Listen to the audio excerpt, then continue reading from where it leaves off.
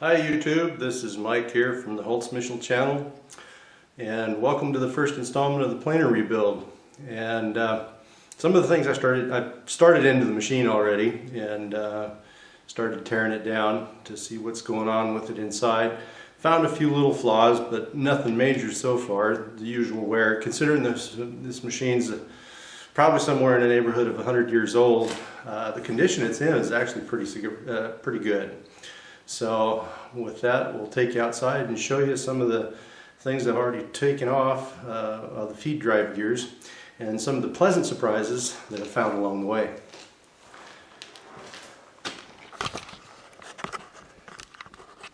Come off there. Okay.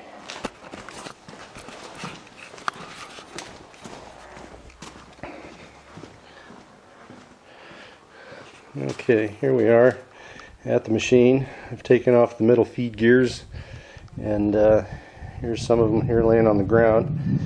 These are pinned in, and when you get up close and personal here and take a good hard look, you can see the nut right there, this bolt right here holds the shaft in to the socket which the gear rides on. And power takeoff right here on this belt pulley. Here's the main drive. Now here's the secondary, and this machine looks like it was intended to run different size pulleys on it because you can adjust belt tension here, but there's so much play in it, or so much travel. Let's see if I can get a better shot of it. Here we go. There's so much travel in that slot that you could probably run a different size pulley for faster or slower feed speeds. Down here is the clutch. I had a hard time getting this one apart, and it was kind of seized up, but it's coming apart okay. Interestingly enough, the bolts here, these are 22 millimeter. Seems to be a common size throughout all the machine. This is a 17 right here, as are these. And these are an oil bath glide bearing with brass liners. I'll take this off here. I'm not sure what these are for, but I'm sure I'll find out during the course of the rebuild what these do.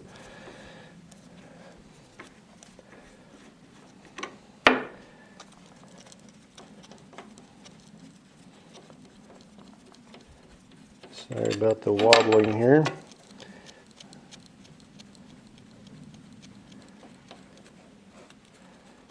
Some long-winded bolts. I'm debating whether to keep this all original or to upgrade these bearings to a roller bearing or a ball bearing.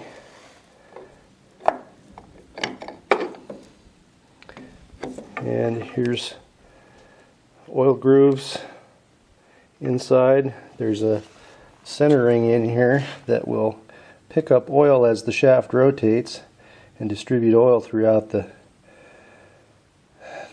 sleeve here, the brass sleeve. Now these bearings are still tight, but I'm still not convinced just to change them out and upgrade this thing. Now you can't see the blade here too well. This head has kind of a weird setup for knife tensioning. There's no gibs in it as such. They're just half moon plates that hold the knife onto the shaft, and I'm going to make a regular safety style shaft to replace this one. Keep the old one, of course, but bring this machine up into the 21st century. This thing was built by an outfit called George Knoll, and I'm guessing somewhere around the turn of the century. So, take you inside and show you what other little pleasant surprises we found on the gears.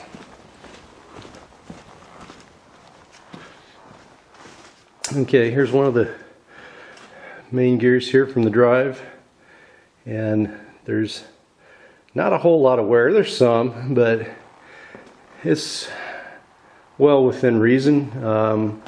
I can't complain about the wear. No broken teeth on any of the gears. I haven't broken any yet. And lo and behold, this machine was made for longevity. Here's the set screws. This is a replaceable steel sleeve. And here's the shaft it rode on. There's the groove to allow the grease to come through. Now these grease fittings are kind of interesting. I'll have to go get one and show you how this kind of works. But oops, this portion was pinned. Here's where the bolt for this pin goes in. You know, the little divot there, and this is the end that actually rides on the outside of that holds the gear on the shaft. There's no washer in it, so it's an integral type washer. You can see some of the wear in here. It's gouged pretty bad. I'm debating whether or not to make new shafts. I probably will. And if the wear, I got to measure these sleeves first to see if they're still any good. They might be out around a little bit. There was a little bit of slop in the gear train when I started tearing into it, so I could tell that there is some wear present. But anyway, take a look at these gear cap or grease caps. Now, here's the grease caps. Here's one still installed. Now, they don't have Zerks. You fill this cap up with grease, put some in the pit there too, fill it up nice and level, and you just fill enough in there to get a thread started and start squeezing down, and it forces the grease into the bearings. Now, there's the backlash in the gears, but as far as slop goes in these bearings right here, these are pretty tight. And like I said before, this one here is still awesome too. So anyway, that's where we're at on this. So stay tuned for some more fun and frolic.